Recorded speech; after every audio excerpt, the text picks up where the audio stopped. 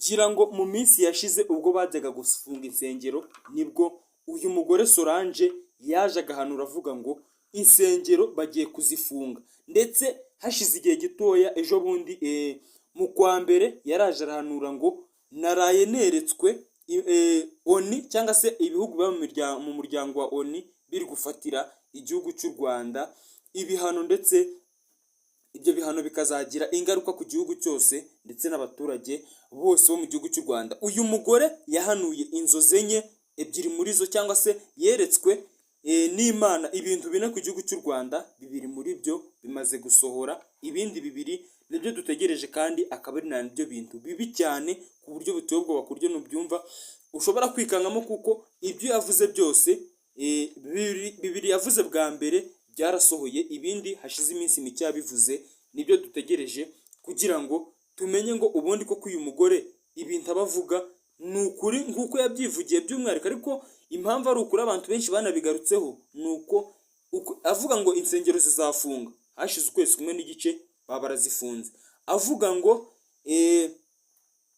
by'umwihariko igihe yongeraga akavuga ngo ONU ifatiye igihugu cy'u Rwanda ibihano, amezi 3 niyo gusa ashize yabivuze mu kwezi kwa mbere kuri gutangira, none ubu ngubu ejo bundi ngira ngo nibwo mwagiye kubona ONU ifata igihugu cy'u Rwanda ibihano kubera ko bavuga ko igihugu cy'u Rwanda gishyigikiye umutwe wa M23 cyangwa se M23. Reka tubyinjiramo turebe ngo ubundi ibindi bihano bibiri bisigaye biri hashi cyangwa se bibi cyane ku buryo ari byo bihano ubundi bizagira ingaruka kuri buri munyarwanda wese ahava akagera, ku buryo ibi bihano bishobora kuba bigiye no gutuma ifaranga ry'u Rwanda rita agaciro by'umwihariko, ku buryo ushobora kuvuga ngo ndi kuva he ndi kwerekeza ko igihugu cyanjye kiri mu makuba, ndetse by'umwihariko nk'uko twagiye tubibona hirya no hino, ubundi ahantu hose igikorwa yaba intambara cyangwa se ibindi bintu bibi bigiye kuba, ubundi ikintu cya mbere kibibanziriza ni uguca ibintu by'umwihariko bijyanye no gusenga Imana, ugasanga bari kubitesha agaciro, by'umwihariko bafite ibindi bintu bashyize imbere bigomba kubanza gukemuka kugira ngo bazagire ibyo bakora. Reka tureberere hamwe rero ubuhanuzi uyu Solange yahanuye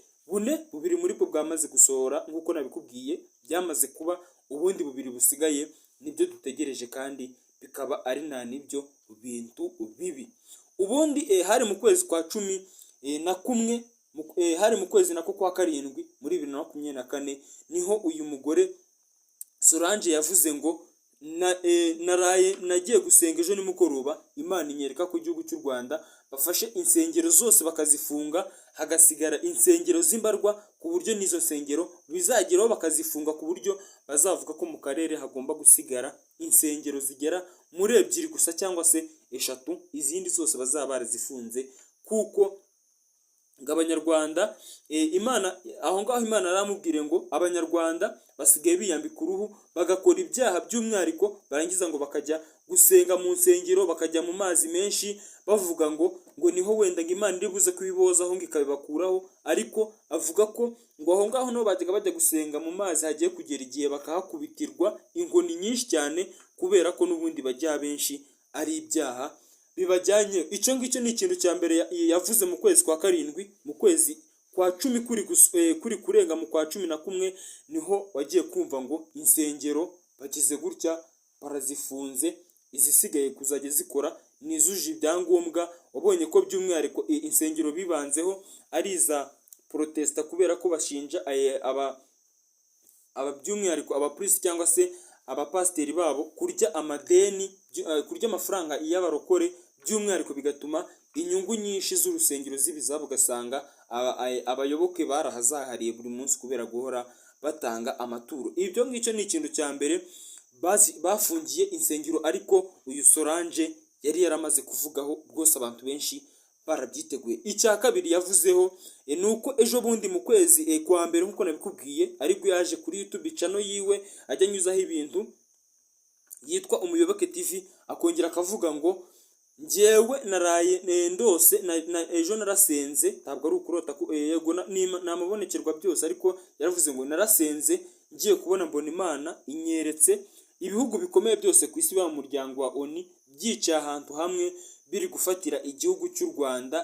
ibihano, by'umwihariko ibihano bizaba bibi kandi bikagira ingaruka ku ku gihugu cy'u Rwanda ndetse no ku baturage hadashize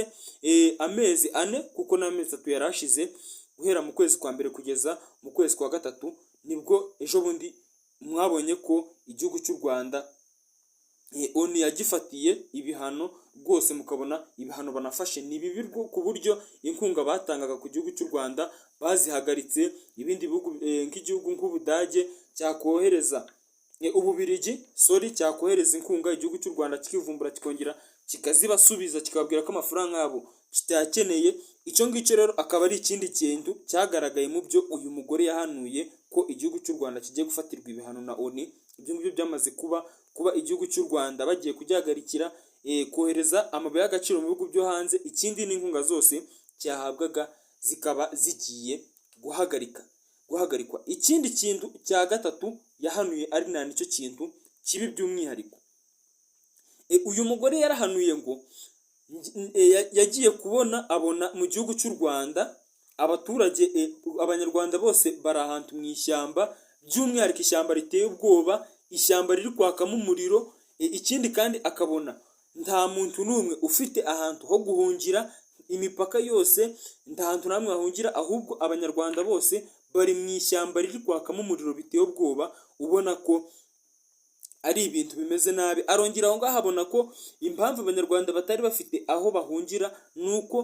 ngo abasirikare, we yagiye abona abasirikare bambaye ingofero z'umutuku, abanyine ba military barinda by'umwihariko ahantu hakomeye nko kwa perezida, ahandi henshi habagiye hakomeye by'umwihariko ahantu haba hasuwe n'abayobozi baturutse mu bihugu byo hanze. Abona abo ba military baramanutse ku mipaka yose y'igihugu cy'u Rwanda, baragiye barayigose, kubera ko babonaga ko igihugu cy'u Rwanda cyugarijwe n'ibitero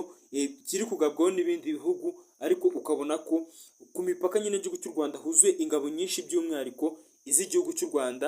baje kurinda imipaka yacyo kugira ngo hatagira umwanzi unyura ku mipaka akaba yakataka igihugu cy'u Rwanda. Ariko ibi ngibi byaje gutangira kugaragara ubwo ejo bundi twatangiye kubona abasirikare baza ku mipaka. Ibiki gusa ibyo ngibyo by'igihugu cy'uko abaturage bashaka aho bahungira bakahabura kubera intambara igihugu cy'u Rwanda kirimo, ibyo ngibyo ntabwo birasohora, ubwo nabyo turacyabitegereje. Reka turebe ubuhanuzi bwa kane ari nabwo buteye ubwoba. Uyu mugore yagiye kubona mu minsi yashize yerekwa igihugu cy'u Rwanda cyatatswe n'inzara, bya bindi uvuga ngo ikiro cy'umuceri ngo cyaguraga 1,500 kisararanga, ubwikube bugiye ku buryo niba ikiro cyaguraga 500 kikubye ugasanga kize nko ku 5,000. Ikindi kandi inzara mu Rwanda yabonye ngo hateye inzara ku buryo wifuza n'icyo kurya ukaba ndahantu namwe wakura akantu na kamwe wakoza mu nda, kubera inzara igiye kwataka igihugu cy'u Rwanda, bitewe n'uko igihugu cy'u Rwanda ngo kizaba cyahagarikiwe inkunga n'ibihugu byose by'amahanga, ku buryo nta hantu nyine igihugu cy'u Rwanda cyabona cyamenera, kubera ko nyine ibiribwa byose ibihugu byose bizaba byakibaniye ibyo byoherezaga mu gihugu cy'u Rwanda byo kurya. Mbega uzabona ko igihugu cy'u Rwanda cyugarijwe n'inzara, ibindi kandi no guta agaciro k'ifaranga. Ngira ngo mwarabibonye, nibwo ejo bundi perezida yakoresheje inama y'abaturage akababwira ko amafaranga menshi yatangaga mu gihugu cy'u Rwanda agiye kuba yahagaritse, akabanza agahangana na kino gihugu cya Kongo kiri gushaka gushoza intambara. Reka nkubwire ngo ni ibyo ngibyo Solange yavuze, nta kuntu turi mujye mu bindi bintu byinshi byo ku ruhande bya politike. Narinje kubabwira ubuhanuzi Solange yavuze by'umwihariko bujyanye n'igihugu cy'u Rwanda. Bubiri bwarasohoye ko nabibabwiye, hasigaye ubundi bubiri. Reka twitegure cyangwa se tumenye niba nabwo buzasohora, tumenye uburyo twakitegura, ko twabonye ko uyu mugore adakina, ibyo yavuze bikunze kuba cyangwa se gusohora. Ndabashimiye twabanyindeza kusoma, ndagusaba gukora subscribe ku channel ya Mansa Musa TV kugira ngo tujye tubana mu biganiro byinshi bigiye bitandukanye harimo bya politike, imyidagaduro.